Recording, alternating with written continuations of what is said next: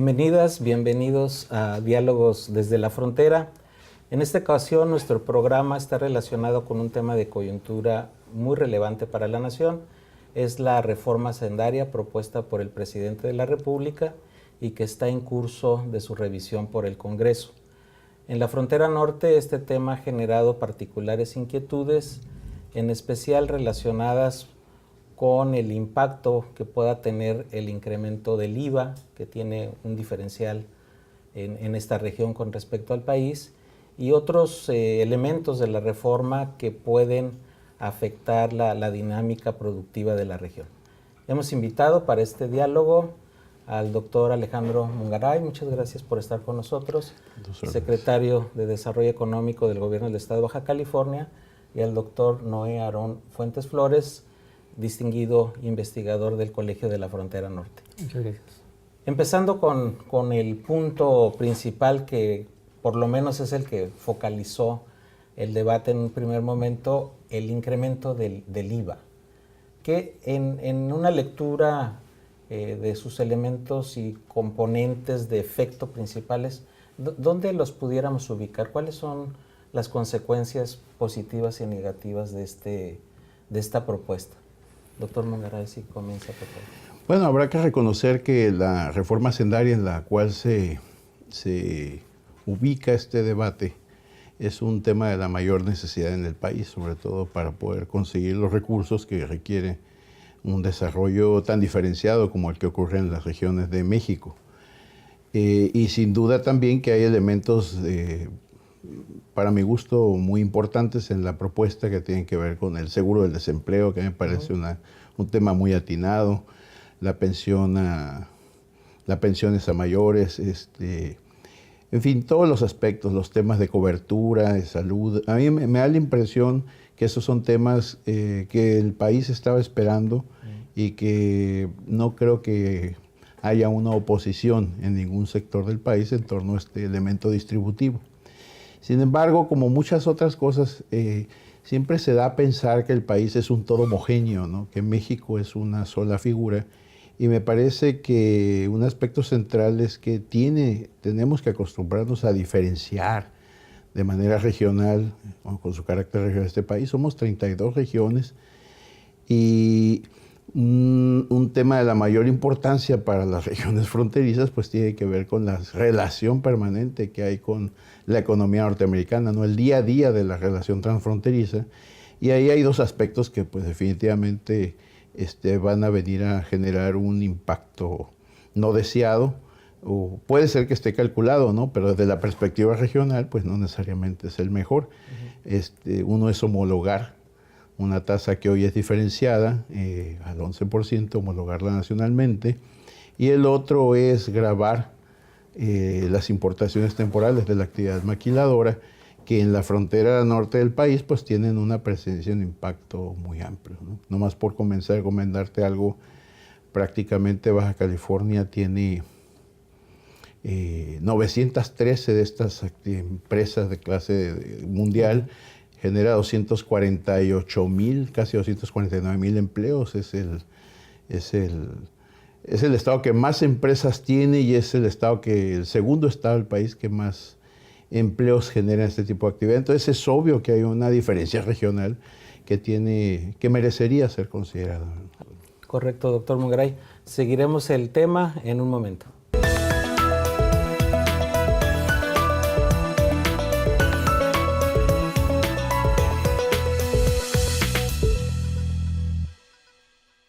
Con relación al tema de la diversidad regional, históricamente la frontera norte siempre ha tenido un posicionamiento de diferencia, no en base solamente a ser diferente de suyo con respecto a otras regiones, sino por la conexión con Estados Unidos y en particular había o existe un concepto de región fronteriza en donde desde ese concepto se justificó un conjunto de medidas, sobre todo hacendarias de largo plazo, no solo de ahora, específicas para la región. Entonces, la pregunta ¿estamos rompiendo con esta visión primero que tiene un asiento conceptual de una región particular, con ciertas características y potencialidades. Hay un giro, y para llamarlo de esta manera, un aplanamiento de esa diferenciación y de ese concepto específico de la región. Y del otro lado, los resultados del estudio que usted coordinó, doctor Aaron Fuentes, sobre este impacto del IVA. Bueno, como yo coincido mucho con el análisis que hace Alejandro Mungaray, el doctor Alejandro Mungaray, acerca de la visión nacional con respecto a la reforma fiscal. Es decir, si uno ve los elementos que tiene para poder evaluarla, como son la eficiencia, la justicia y la neutralidad. En términos de eficiencia, el impuesto es pro crecimiento, entonces hace sentido lo que está aplicando el gobierno federal. En términos de justicia, es un impuesto que se recauda para redistribuirse. El problema que yo veo en el proyecto es el concepto de neutralidad. Afecta a regiones de manera diferente.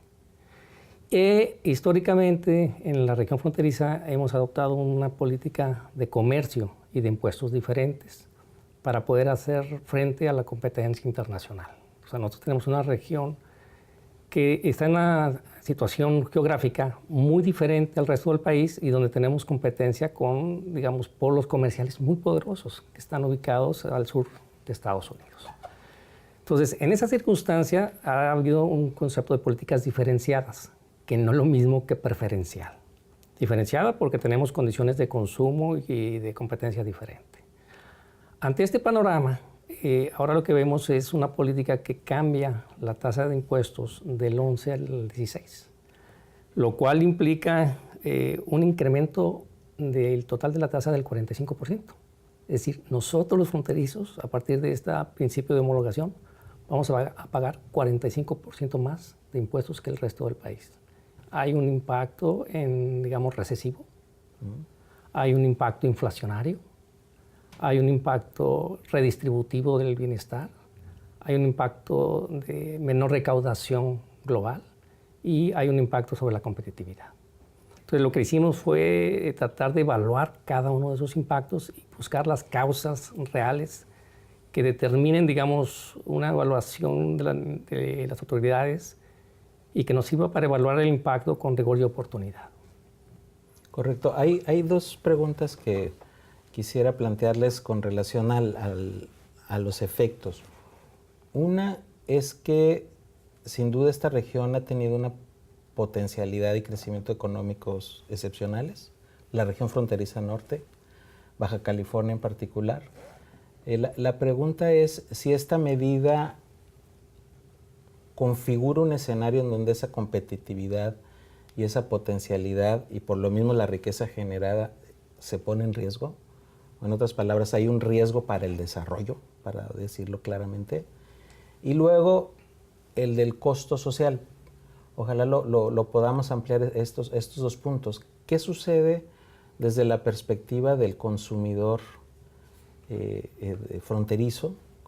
Y aquí una invitación a distinguirlos en dos grandes bloques, porque así es, quienes tienen acceso al mercado binacional y quienes tienen acceso únicamente al mercado nacional. Regresamos con esos dos puntos en un momento.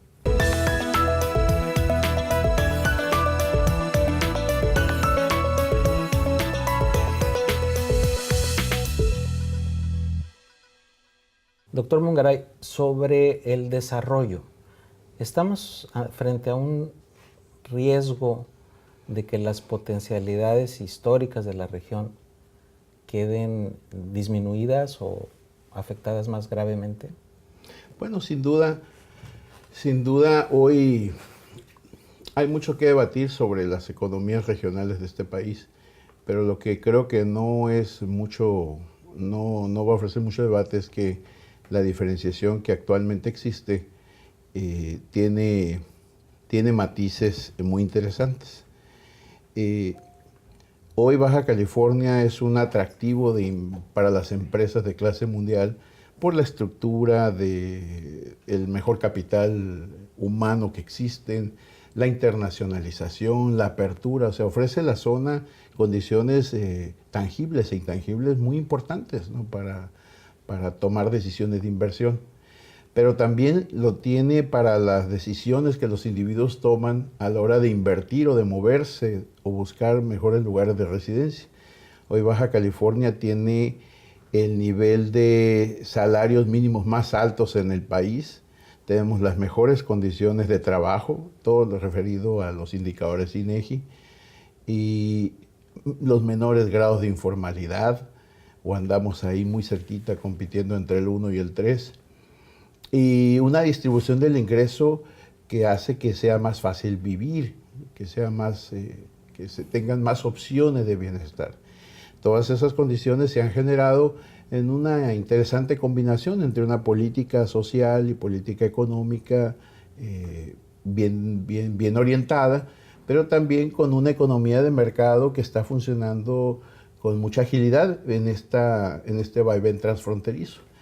Al modificarle las condiciones o las reglas del juego, vamos a ponerlo así, tanto a la inversión como al consumo, sin duda nosotros tendremos, independiente de los plazos a los que nos estén mirando desde el centro del país, sin duda tenemos un efecto recesivo que cambia los patrones de desarrollo. Habrá que pensar en cuáles serían los efectos. Nada más para ampliar el punto, ¿cabe la posibilidad de que al final se capte menos por el efecto recesivo? Claro. Porque esa es la paradoja, ¿no? De que hay una intención de mayor captación fiscal, pero si el efecto recesivo hay una reducción. Eso lo tengo muy claro. A lo mejor en el primer momento pueden hacer un impacto grande, pero en un segundo momento muchas de las decisiones de inversión que han sido realizadas con las reglas imperantes darán marcha atrás, porque en ese momento otras regiones del mundo u otras regiones del país inclusive serán más competitivas que nosotros mismos. Doctor Fuentes, sobre la parte del consumidor, Okay. ¿Qué efectos en el corto plazo puede tener esta propuesta? Trataré de ligar un poco la respuesta con lo que dijo el doctor Alejandro Mongaray. El hecho es de que la región fronteriza incluye a los 6 estados norteños. Sin embargo, Baja California es el único estado que tiene el 90% de la población concentrado en la región fronteriza. Entonces, Baja California va a ser definitivamente el estado más afectado por el aumento en la tasa del impuesto general. En segundo lugar, el impuesto implica una carga excepcionalmente alta porque vamos a pagar 45% más de la tasa del IVA que el resto del país. Y eso va a afectar los patrones de comercio. El primer efecto va a ser, como había comentado anteriormente, el efecto inflacionario. Nosotros vamos a pagar por todos los productos 5% más en términos porcentuales, lo cual va a implicar un aumento en la inflación local. ¿Sí? Y eso va a generar los patrones de consumo porque nosotros tenemos una sensibilidad de la demanda al gasto mayor al resto del país y porque tenemos una propensión marginal a importar 3 veces superior al resto del país. Entonces tenemos el primer efecto. El segundo efecto va a ser el efecto recesivo, como bien comentabas. Al aumentar la inflación va a haber menos capacidad de compra y esto va a hacer que la gente trate de evadirlo cruzando hacia Estados Unidos, comprando productos más baratos y de mejor calidad. Después está el efecto distributivo, que es el que tú relacionas con el derecho a cruce.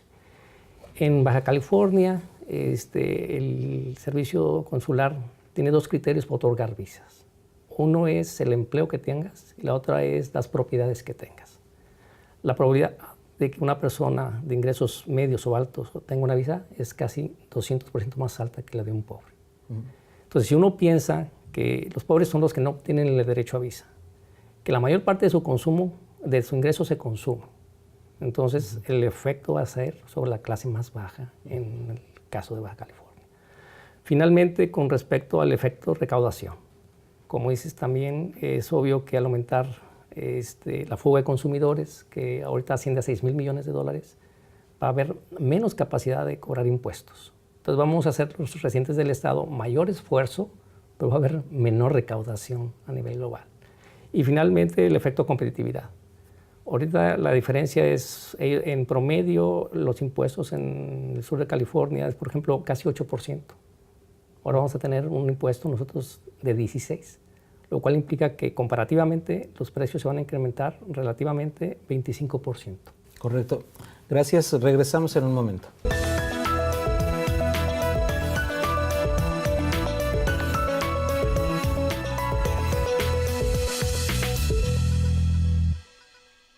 Regresamos al tema y aquí hay un debate también importante en donde enmarcar esta discusión y que es la tasa en general de recaudación del Estado mexicano.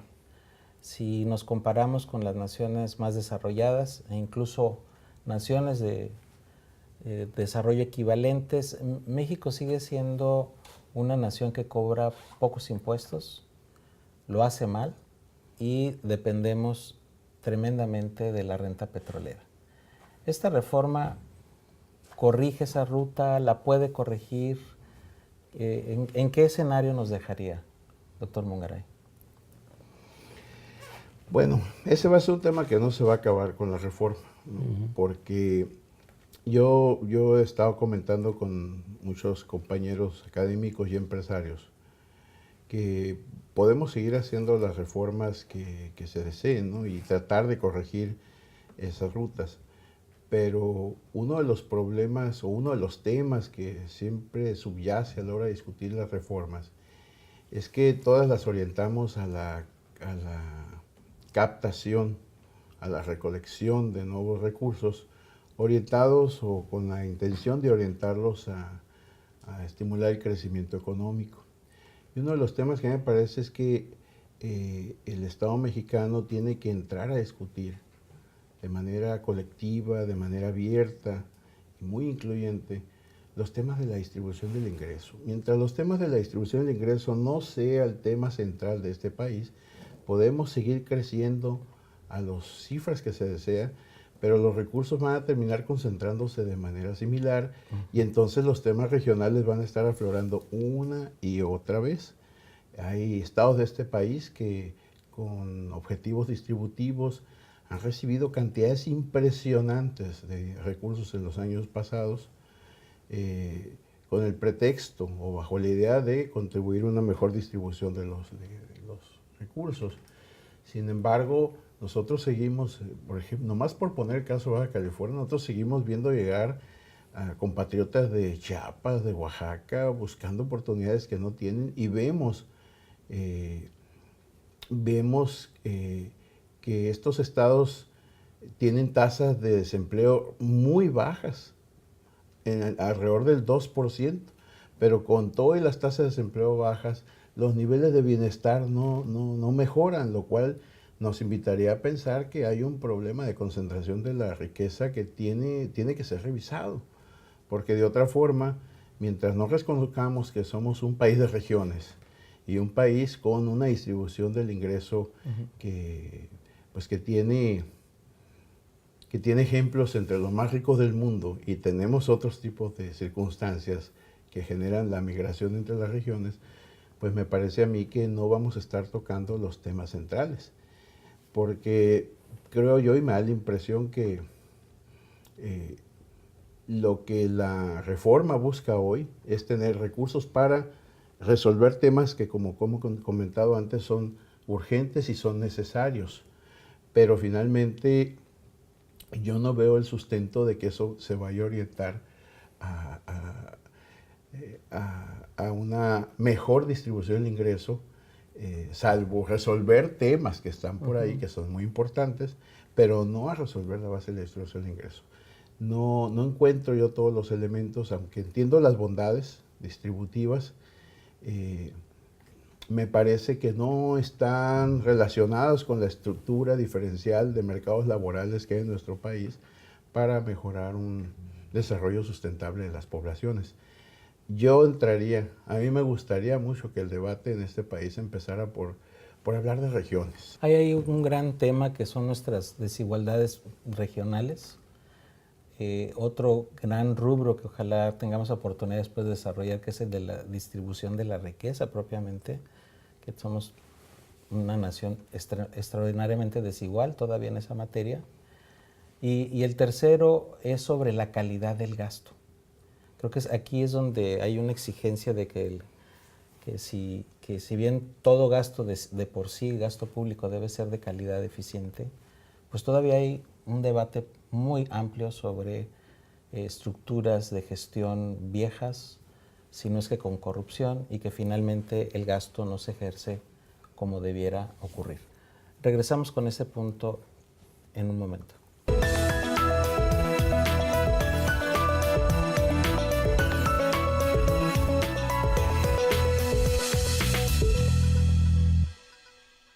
Tal vez nos estamos perdiendo temas centrales del debate hacendario en general.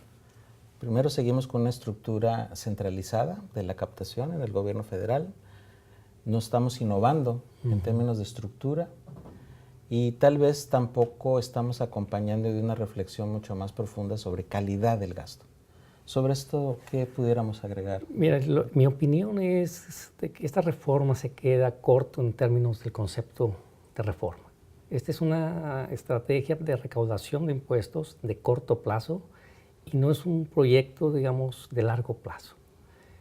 Uno de los graves problemas no es el aumentar la tasa para los contribuyentes cautivos, sino más bien es posiblemente incrementar la tasa para los contribuyentes cautivos, pero también aumentar la base, porque uno de los grandes problemas de este país es la evasión fiscal.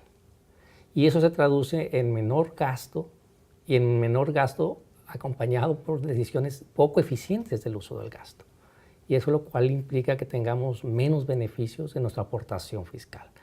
Ahora, yo estoy de acuerdo de que la aportación fiscal no se puede comparar con el promedio de los países, porque nosotros tenemos quizá una de las peores distribuciones del ingreso y una de las mayores desigualdades regionales. Y eso afecta mucho al diseño de la política tributaria. Entonces deberían de considerarse esos dos factores para poder, digamos, hacer una evaluación general.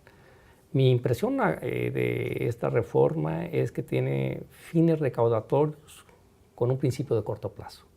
Desde la perspectiva del sistema federal y de fortalecimiento del federalismo, que por ejemplo pudiera implicar el traslado de ciertos impuestos parcial o totalmente a los estados y municipios, el debate de un fortalecimiento desde las propias estructuras locales, ¿ese tema está en el mapa o sigue pendiente en la reflexión hacendaria actual?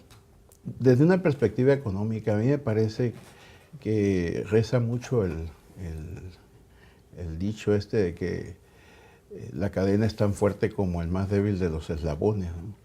Podríamos ser un país más fuerte en la medida que nuestras regiones fuéramos más fuertes. Sin embargo, yo veo regiones débiles que necesitan, es evidente. Hoy hemos aprendido que con tantos recursos transferidos y tan poco impacto, pues entonces es evidente que hay problemas de calidad del gasto, ¿no? y que no hay una supervisión adecuada. Yo dejaría el tema en el sentido de que a mí en lo personal me parece que una reforma hacendaria en el país sería un tema realmente importante si fuera uno de los mecanismos para hacer un país de regiones fuertes, con una descentralización más efectiva, con mejores acuerdos sociales en torno a qué le corresponde a cada quien.